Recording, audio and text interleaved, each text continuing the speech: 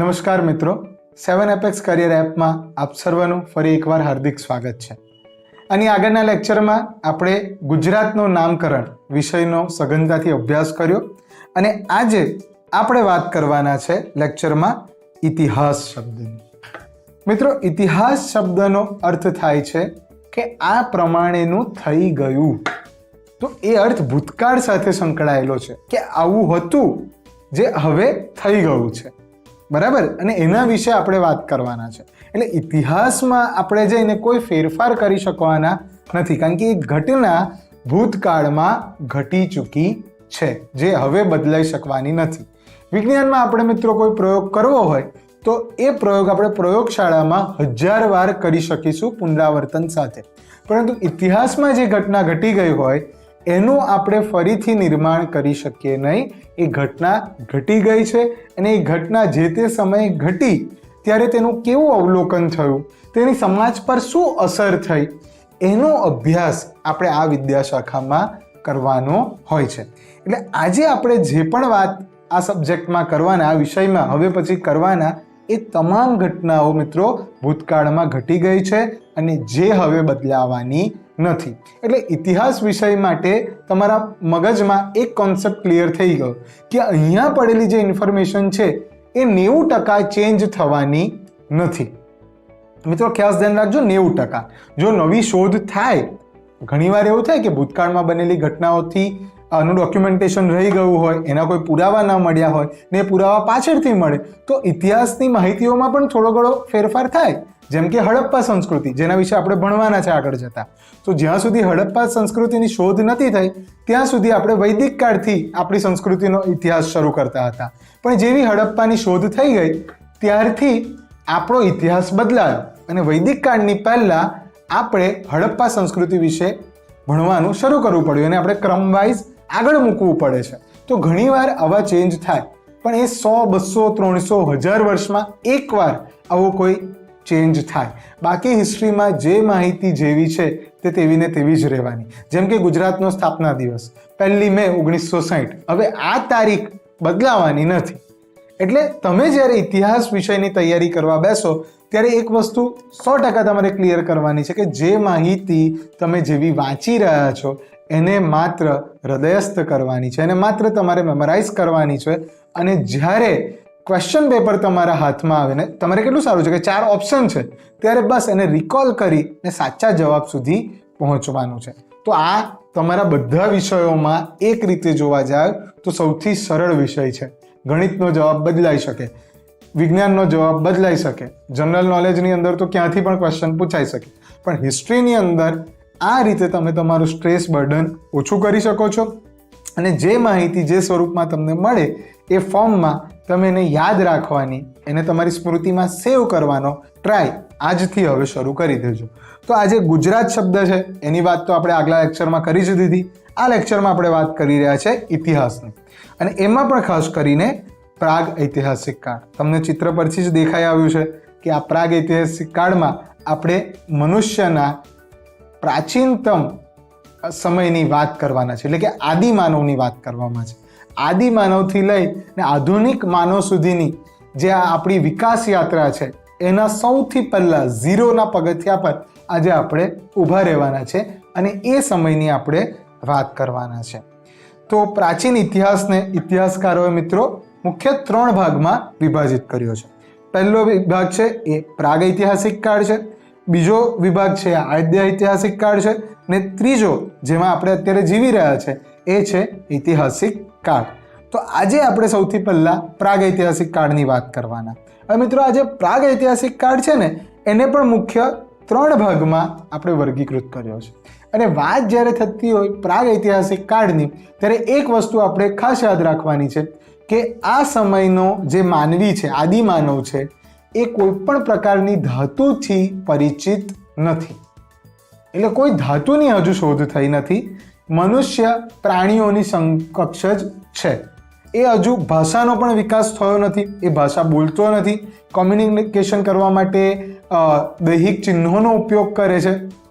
એની પાસે સ્પષ્ટ કોઈ લિપિ નથી, રહેવા માટે પણ એ પ્રાણીઓની જેમ જ જંગલની અંદર ભટકી રહ્યો છે અને એનું વિચરતું જીવન છે હજુ સ્થાયી થઈ રહ્યો છે, બરાબર. એટલે આપણે એટલા જૂના ઇતિહાસની આ લેક્ચરમાં વાત કરવાના છે.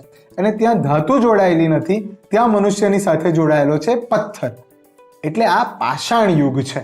એ વસ્તુ તમારે ક્લિયર હોવી જોઈએ. ત્યાં ધાતુ કોઈ દિવસ આવે નહીં, એટલે MCQમાં તમે કોઈ દિવસ કન્ફ્યુઝ થવા ના જોઈએ. જ્યાં પાષાણ યુગ શબ્દ વપરાયો હોય ત્યાં કોઈ પણ પ્રકારની ધાતુને લગતી વસ્તુ જવાબમાં આવશે નહીં. તો આ પાષાણ યુગ કેવો હતો? તો કે આ યુગને શરૂઆતની સૌથી મહત્વની શોધ જે આદિમાનવને અલગ બનાવે છે પ્રાણીઓથી, એ પહેલી શોધ છે અગ્નિની શોધ. મિત્રો, આ જે પ્રી હિસ્ટ્રી કાર્ડ છે એ તમે જીપીએસસી કે યુપીએસસી લેવલની પરીક્ષાની તૈયારી કરતા હોય ત્યારે એને ખૂબ જ ડીપમાં સઘન રીતે ભણવું પડે છે. આપણે ક્લાસ 3ની તૈયારી કરીએ છીએ એટલે અમે તમને બહુ સંક્ષિપ્તમાં અને સચોટ માહિતી આપી રહ્યા છે. એટલે અમે પોઈન્ટ ટુ પોઈન્ટ વાત કરીશું, બરાબર. એટલે તમે એવું ન સમજતા કે અહીંયા માહિતી ઓછી છે. અહીંયાથી જે માહિતી પીરસવામાં આવવાની છે એ માત્ર તમને પરીક્ષામાં કામ લાગે ને જેનાથી તમારું રિઝલ્ટ સારું બનશે એવી માહિતી અમે પીરસવા જઈ રહ્યા છે. એટલે બહુ પ્રિસાઇઝ નોટ અહીંયા તમારા માટે અમે તૈયાર કરેલું છે, જેવી તમને બીજી કોઈ એપમાં જોવા નહીં મળે. ત્યાં તમને ફૂલ કોર્સ ભણાવી દેવામાં આવે છે જેનાથી તમે કન્ફ્યુઝ થઈ જાઓ છો અને ન યાદ રાખવાની માહિતી પણ તમે યાદ કરો છો, જે તમને બિન સચિવાલય કે ક્લાસ 3ની પરીક્ષામાં કામ નથી લાગવાની. તો એવી બાબતોને અમે અહીંયા સ્પેશિયલ તમારા માટે ટાળી છે અને એકદમ ટુ ધ પોઈન્ટ અમે અહીંયા વાત કરી રહ્યા છે. તો આદિમાનવ અન્ય પ્રાણીઓથી કઈ રીતે અલગ બને છે? તો કે અગ્નિની શોધ. તો આ અગ્નિની શોધ કઈ રીતે થઈ? તો આપણે બધા જ જાણીએ છીએ ચકમકિયા પથ્થરને આદિમાનવે ભૂલમાં ઘસ્યો હશે ને એમાંથી અગ્નિ પ્રગટી હશે. અગ્નિથી અજાણ છે એવું આપણે ન કહી શકીએ, કારણ કે વીજળી પડવાથી ઘણીવાર જંગલમાં દાવાનળ ફેલતો હતો અને ત્યારથી મનુષ્ય એ સમજવા લાગ્યો હતો કે આ અગ્નિ એવી શક્તિ છે જેનાથી આપણે આ સૃષ્ટિને કંટ્રોલ કરી શકીશું. એટલે એણે બહુ મથામણો કરી આ આગ પ્રજ્વલિત કરવાનું, કારણ કે જાણતો હતો કે તમામ પ્રાણીઓ અગ્નિથી ડરે છે, ઇવન એ પોતે પણ. પરંતુ પછી એને એ અગ્નિ કંટ્રોલ કરતા આવડી ગયું. અને આવું બધું તમારે જો શીખવું હોય તો તમે એક સરસ મજાની વાર્તા મોગલીને તમે જોઈ શકશો અને એ તમને આગળ જતા કામ પણ લાગશે, બરાબર.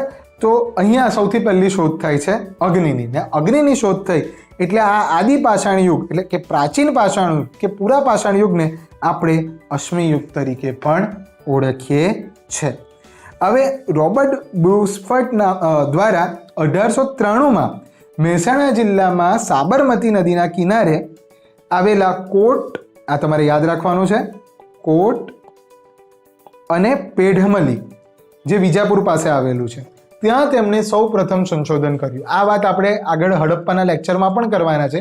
ત્યાં તમને ઊંડાણથી કહીશ કે આ શોધ કરવાની એમને કેમ આવશ્યકતા પડી હતી. પણ અહીંયા આપણે એટલું યાદ રાખવાનું છે કે રોબર્ટ બ્રુસફોર્ડ દ્વારા 1893માં મહેસાણા જિલ્લામાં સાબરમતી નદીના કિનારે કોટ અને પેઢામલી કૌંસમાં વિજાપુરમાં સૌ પ્રથમ તેમણે સંશોધન કર્યું અને ત્યાંથી તેમને આ આદિ પાષાણ યુગના પુરાવાઓ મળ્યા. તો આ પુરાવા કેવા હતા? તો આ પુરાવાની અંદર તેમને એ સમયના ઓજારો મળ્યા. તમે ચિત્રમાં અહીંયા આદિમાનવને જોઈ શકો છો.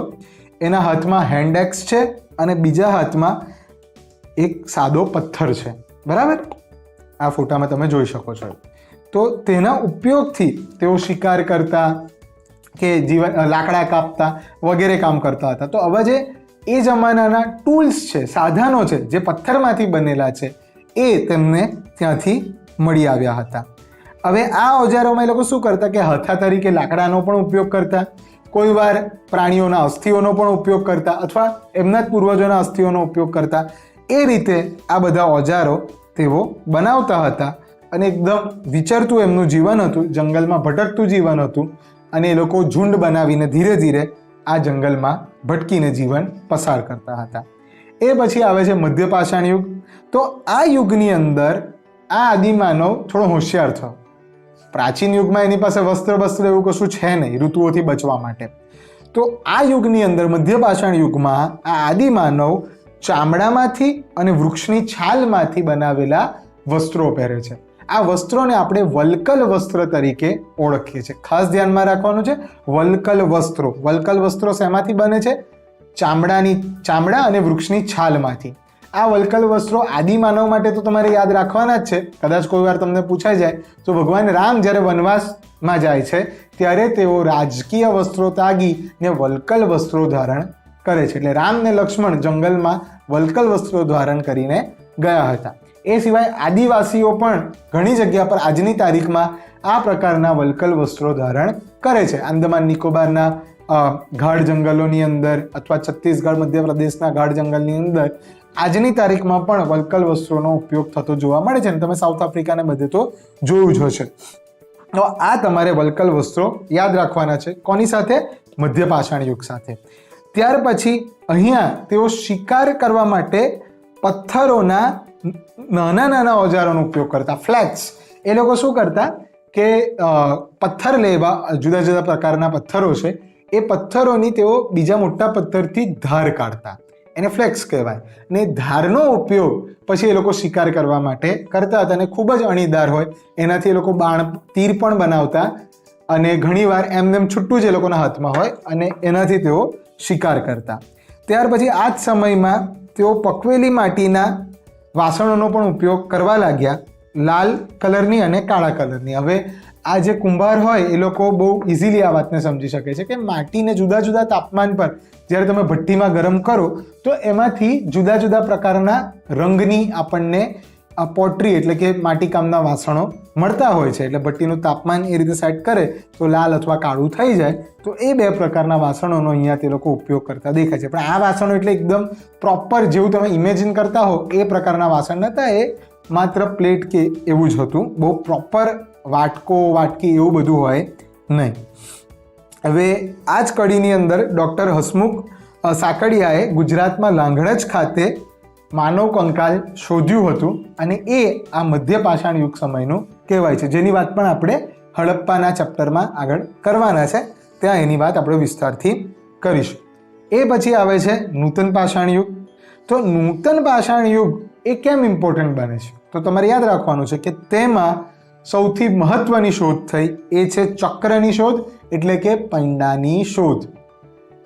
ચક્રની શોધ થતાં જ આ માનવ જાતિનો વિકાસ ગતિમય બની ગયો. આજે દુનિયાનું કોઈ પણ સાધન તમે જુઓ એની અંદર ચક્રની રચના હશે ને હશે જ. ચક્રની રચના વગર આજે કોઈ પણ યંત્ર કામ કરતું નથી. તો આ શોધ એ અગ્નિ પછીની અને સમગ્ર માનવ જાતિની સૌથી મહત્વની શોધ ગણવામાં આવે છે. આજની તારીખમાં એ વસ્તુ આપણા ડીએનએમાં એવી રીતે ફિટ થઈ ગયું છે કે તમે રસ્તા પર નાના બાળકોને રમતા બી જોતા હશો ને તો એ ટાયરના પૈંડાથી રમતો હશે. આ આપણી ગળથુથીમાં આદિમાનવ કાળથી અત્યાર સુધી આવી ગયું છે કે ચક્ર એ વેરી ઇમ્પોર્ટન્ટ છે. અને એટલે જે ચક્રનો કોન્સેપ્ટ જ્યારે આપણે અનુશ્રુતિ મુજબનો ગુજરાતનો ઇતિહાસ જોઈશું તો એમાં આપણે જોઈશું કે આપણે ત્યાં ચક્રપાણી ભગવાન છે, જે છે ભગવાન વિષ્ણુ, જે મનુષ્યનું પાલન કરતા છે. એટલે જ એમના હાથમાં આપણે ચક્ર બતાવ્યું છે, કારણ કે ચક્ર જ એ વિકાસનું પ્રતીક છે. અને આ જ ચક્રનો ઉપયોગ આગળ જતા સમ્રાટ અશોક પણ પોતાના રાષ્ટ્રીય ચિહ્ન તરીકે કરવાના છે. અને એ જ ચક્ર પછી આપણા રાષ્ટ્રધ્વજમાં પણ આવવાનું છે. એટલે ચક્રની શોધ એ અત્યંત મહત્વની છે. એની સાથે તમે એક સાથે આવા 4-5 MCQ યાદ રાખી શકો છો. હવે તમે જાણો કે ચક્ર આવી ગયું એટલે ગાડું આવી જવાનું.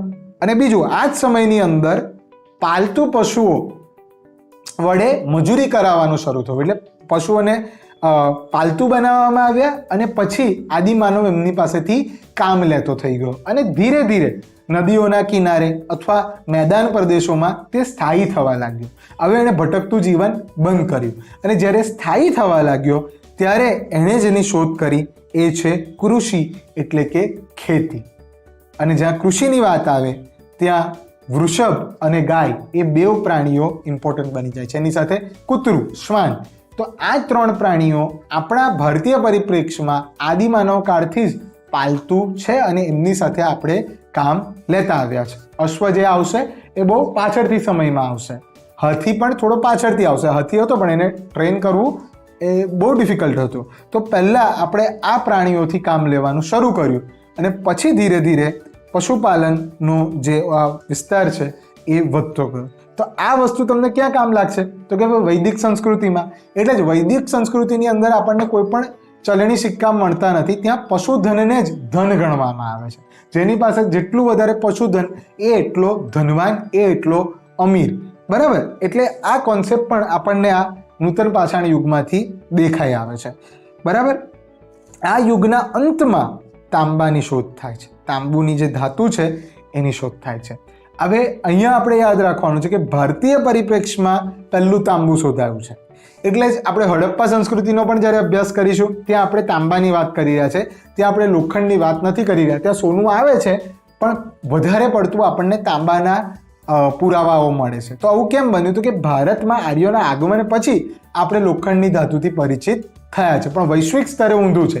વૈશ્વિક સ્તરે પહેલો ક્રમ આવે છે લોખંડનો, પછી સોનાનો ને પછી તાંબાનો, પણ ભારતમાં ઊંધું છે. ભારતમાં પહેલો ક્રમ આવે છે તાંબાનો, પછી સોનું અને પછી લોખંડ. આ તમારે યાદ રાખવાનું છે. આ જ યુગમાં માનવ સ્થાયી જીવન જીવતો થઈ ગયો એ આપણે જોયું. અને આ જ યુગની અંદર એવું મનાય છે કે પ્રકૃતિના તત્વોની પૂજા કરવાની શરૂઆત થઈ, જેમાં અગ્નિદેવ ઇમ્પોર્ટન્ટ છે, મેં પહેલાં જ કહ્યું. વરુણ, કારણ કે હવે મનુષ્ય ખેતી કરતો થયો છે. જ્યારે ખેતી કરતો મનુષ્ય થયો ત્યારે એને સમજાયું કે એની કૃષિનો, એના ખોરાકનો આધાર તો વર્ષા ઋતુ પર રહેલો છે, એટલે વરુણદેવ તેમાં ઇમ્પોર્ટન્ટ બને છે. ત્યાર પછી સૂર્ય અને ચંદ્ર, ખગોળીય ઘટનાઓ જે એ લોકો રોજ નિહાળતા હતા અને એ એવું માનતા હતા કે આ જ સૌથી શક્તિશાળી બે તત્વો છે, એટલે સૂર્ય અને ચંદ્ર એ બેવની ઉપાસનાનો પણ ત્યાંથી પ્રારંભ થયો હોવાનું માનવામાં આવે છે. આ વાત થઈ આપણા પ્રાગ ઇતિહાસનો. હવે વાત કરીએ, આવો આ પ્રાગ ઇતિહાસ જે છે આપણને મળ્યો, તો ઇતિહાસ આપણને જાણવા કઈ રીતે મળ્યો? તો ઇતિહાસને જો આપણે જાણવો હોય તો એ માટેના ટૂલ્સ, એ માટેના સાધનો કયા છે એની હવે આપણે સંક્ષિપ્તમાં ચર્ચા કરવાના. મિત્રો, આ પ્રકારના MCQ પૂછાયા છે, તેથી આપણે અહીંયા એની વિસ્તારથી ચર્ચા કરી રહ્યા છે. તો ઇતિહાસ, હિસ્ટ્રી આપણે ચેક કરવી હોય તો એના માટેનું પહેલું સાધન છે લેખિત સાધનો, ડોક્યુમેન્ટ.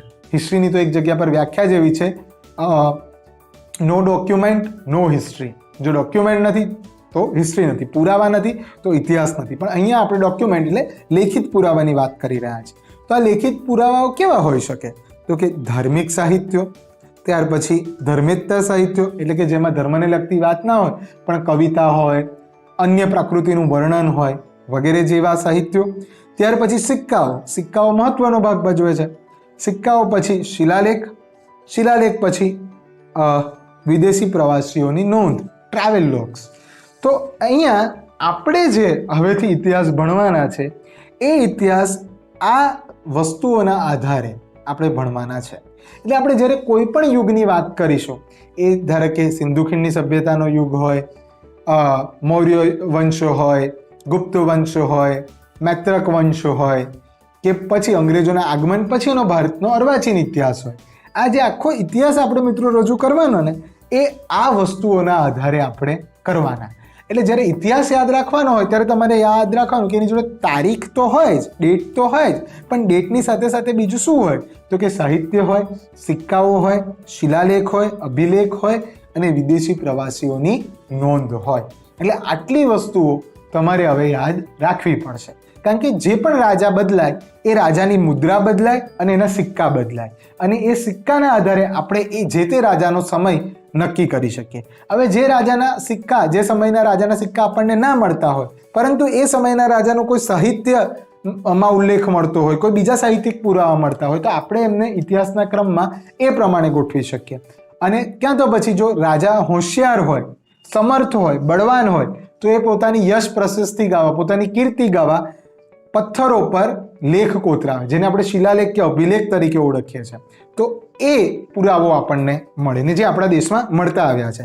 અને ત્યાર પછી જો આ કોઈ પુરાવા ન મળે પણ કોઈ વિદેશી પ્રવાસી ભારતમાં પ્રવાસ કરવા આવ્યા હોય ને એમણે એમના ટ્રાવેલ લોગની અંદર, એમની પ્રવાસ યાત્રાની કથામાં, પ્રવાસ વર્ણનમાં જે તે સ્થળનો ઉલ્લેખ કર્યો હોય, એના આધારે આપણે પછી જે તે સ્થળનો ઇતિહાસ લખી શકતા હોઈએ છીએ. આપણું નસીબ એ રીતે ખૂબ જ સારું છે કે પશ્ચિમના દેશોના પ્રવાસીઓ આપણે ત્યાં વેપારના માટે આવ્યા હતા, કે ભારત સોનાની ચીડિયા તરીકે ઓળખાતું હતું, એમને ત્યાં જે વસ્તુ ઇમ્પોર્ટ થઈને આવતી હતી, કારણ કે ત્યારે ભારતનું એક્સપોર્ટ દુનિયામાં સૌથી વધારે હતું, એટલે ભારતની GDP પણ સૌથી વધારે હતી. તો એ લોકોને એવું થતું હતું કે આ વસ્તુઓ ક્યાંથી આવે છે, એની શોધમાં આ બધા પ્રવાસીઓ ભારત આવે છે. અને ચીન તરફથી એટલે કે પૂર્વ તરફથી પ્રવાસીઓ ભારતમાં એટલે આવે છે કે ત્યાં બુદ્ધ ધર્મનો ખૂબ જ પ્રભાવ પડે છે અને ભગવાન ગૌતમ બુદ્ધ એનું જે આખી તપસ્યા ભૂમિ છે ને જેમની કર્મભૂમિ છે અને જન્મભૂમિ છે ભારત અને નેપાળ છે. એટલે એ સમયે તો એ બધું સંયુક્ત ભારત ગણાતું હતું, એટલે એ લોકોએ ભારતનો પ્રવાસ ખેડ્યો. તો ત્યાંથી ચીની યાત્રીઓએ આપણને વૃત્તાંત મળ્યા અને એ પ્રમાણે આપણો ઇતિહાસ લખવામાં જે ખૂટતી કડીઓ હતી એ જોડાય છે. હવે જો આ પ્રકારના લેખિત સાધનો ન મળે તો આપણે કેવા સાધનોનો ઉપયોગ કરવો જોઈએ? તો કે ભાઈ અલેખિત સાધનો. તો તમને થશે કે અલેખિત સાધનો એટલે કેવા? તો કે સૌથી પહેલા એમાં આવે છે સ્મારકો, એટલે કે શિલ્પ સ્થાપત્ય. બરાબર, આજે આપણે ખજુરાહોનો ઇતિહાસ જાણવો હોય તો કોઈ લેખિત સામગ્રી ન મળે, પણ ત્યાં ખજુરાહોનું મંદિર તો આજની તારીખમાં એવું ને એવું ઉભેલું છે. તો એના આધારે આપણે કહી શકીએ કે ભાઈ હા, અહીંયા આ મંદિર છે ને એની જોડે જોડાયેલી કોઈ સભ્યતા કે જે તે રાજા હશે. જેમ કે કોણાર્કનું સૂર્ય મંદિર કે આપણું મોઢેરાનું સૂર્ય મંદિર, જ્યાં નામોલ્લેખ સાથે આપણને શિલાલેખો મળ્યા છે ને એ આખું સ્થાપત્ય આપણને મળ્યું છે. તો એના આધારે આપણે તે સમયની કલ્પના કરી શકીએ કે એ સમયનો સમાજ કેટલો વિકસિત હશે. જેમ કે હડપ્પા સંસ્કૃતિના આપણને શિલાલેખો મળ્યા, સાઇનબોર્ડ મળે છે, પણ આપણે એને ઉકેલી નથી શકતા કારણ કે એ ભાષા આપણે જાણતા નથી. પણ હા, ત્યાંનું સ્થાપત્ય, ત્યાંના સ્મારકો આપણને મળી ગયા. આખું ને આખું શહેર જ્યાં ગટર યોજના છે, જ્યાં 90 ડિગ્રીએ રસ્તા મળે છે, રસ્તા આજના રસ્તા કરતાં પણ વધારે પહોળા છે. તો અને ત્યાં વોટર હાર્વેસ્ટ સિસ્ટમ બી છે. તો એના આધારે આપણે જોયું કે એ સંસ્કૃતિ કેટલી ઉન્નત હશે. તો એ આપણે શેના આધારે સાબિત કર્યું? આ સ્થાપત્યના આધારે. તો સ્મારકો, સ્થાપત્ય, ભવનો, પકવેલી માટીના સાધનો, જેની તો હડપ્પે સંસ્કૃતિમાં વારંવાર આપણે ચર્ચા કરવાના કે કેવા રંગના માટીના સાધનો, વાસણો મળ્યા આપણને. એ સિવાય આવે છે ગુફાચિત્રો. તો મનુષ્ય આપણે જાણીએ છીએ કે જ્યારે લિપિની શોધ નથી થઈ ત્યારથી પાષાણ યુગથી જ એ આ ચિત્રિક ભાષાનો પ્રતિકાત્મક રીતે ઉપયોગ કરતો હતો. એ ચિત્રો દ્વારા અભિવ્યક્ત થતો હતો. એટલે તમે જોશો કે ગુફાચિત્રોની અંદર તમને શિકાર પર કઈ રીતે જવું એ પ્રકારના ચિત્રો જોવા મળશે, વન્ય પ્રાણીઓના ચિત્રો દોરેલા જોવા મળશે.